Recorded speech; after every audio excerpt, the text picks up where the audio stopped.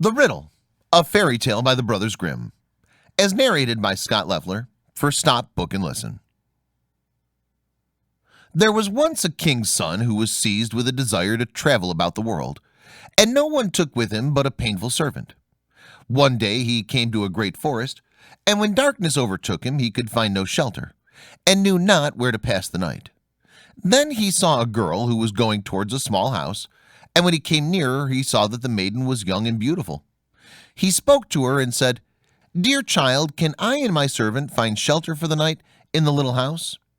"Oh, yes," said the girl in a sad voice, "that you certainly can, but I do not advise you to venture it. Do not go in." "Why not?" asked the king's son. The maiden sighed and said, "My stepmother practices wicked arts. She is ill-disposed to strangers." Then he saw very well that he had come to the house of a witch, but it was dark and he could not go farther, and also was not afraid. He entered. The old woman was sitting in an armchair by the fire, and looked at the stranger with her red eyes. "Good evening," growled she, and pretended to be quite friendly. "Take a seat and rest yourselves." She blew up the fire on which she was cooking something in a small pot. The daughter warned the two to be prudent, to eat nothing and drink nothing, for the old woman brewed evil drinks. They slept quietly until morning. When they were making ready for their departure and the king's son was already seated on his horse, the old woman said, "Stop a moment, I will first hand you a parting draught." While she fetched it, the king's son rode away, and the servant, who had to buckle his saddle tight, was the only one there when the wicked witch came with the drink. "Take that to thy master," she said. But at that instant the glass broke, and the poison spurted on the horse, and it was so strong that the animal immediately fell down dead. The servant ran after his master and told him what had happened, but would not leave his saddle behind him, and ran back to fetch it. When, however, he came to the dead horse, a raven was already sitting on it, devouring it. "Who knows whether we shall find anything better today?" said the servant. So he killed the raven and took it with him. And now they journeyed onwards into the forest the whole day, but could not get out of it. By nightfall they found an inn and entered it. The servant gave the raven to the innkeeper to make ready for supper. They had, however, stumbled on a den of murderers, and during the darkness 12 of these came, intending to kill the strangers and rob them. Before they set about this work, however, they sat down to supper, and the innkeeper and the witch sat down with them. And together they ate a dish of soup, in which was cut up the flesh of the raven. Hardly, however, had they swallowed a couple of mouthfuls before they all fell dead, for the raven had communicated to them the poison from the horseflesh.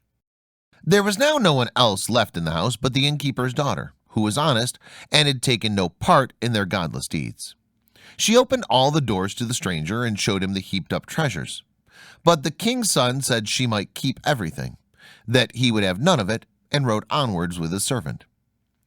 As they had traveled about for a long time, they came to a town in which was a beautiful but proud princess, who had caused it to be proclaimed that whosoever should set her a riddle which she could not guess, that man would be her husband.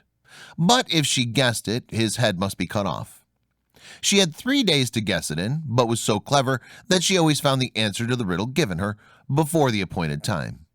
9 suitors had already perished in this manner, when the king's son arrived, and, blinded by her great beauty, was willing to stake his life for it. Then he went to her and laid his riddle before her. "What is this?" said he. "One slew none, and yet slew 12.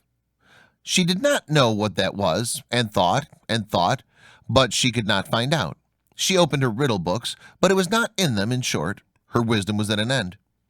As she did not know how to help herself, she ordered her maid to creep into the Lord's sleeping chamber and listen to his dreams, and thought that he would perhaps speak in his sleep and discover the riddle. But the clever servant had placed himself in bed instead of his master, and when the maid came there, he tore off from her the mantle in which she had wrapped herself and chased her out with rods. The second night the king's daughter sent her maid-in-waiting, who was to see if she could succeed better in listening. But the servant took her mantle also away from her and hunted her out with rods. Now the master believed himself safe for the third night and lay down in his own bed. Then came the princess herself, and she had put on a misty gray mantle, and she seated herself near him. And when she thought that he was asleep and dreaming, she spoke to him, and hoped that he would answer in his sleep, as many do. but he was awake and understood and heard everything quite well. Then she asked, "One slew none. What is that?" He replied, "A raven which ate of a dead and poisoned horse and died of it." She inquired further, "And yet slew 12? What is that?" He answered, "That means 12 murderers who ate the raven and died of it." When she knew the answer to the riddle, she wanted to steal away, but he held her mantle so fast that she was forced to leave it behind her. Next morning, the king's daughter announced that she had guessed the riddle and sent for the 12 judges and expounded it before them. But the youth begged for a hearing and said, "She stole into my room in the night and questioned me. Otherwise, she could not have discovered it." The judges said, "Bring us proof of this." Then were the 3 mantles brought thither by the servant, and when the judges saw the misty gray one, which the king's daughter usually wore, they said, "Let the mantle be embroidered with gold and silver, and then it will be your wedding mantle."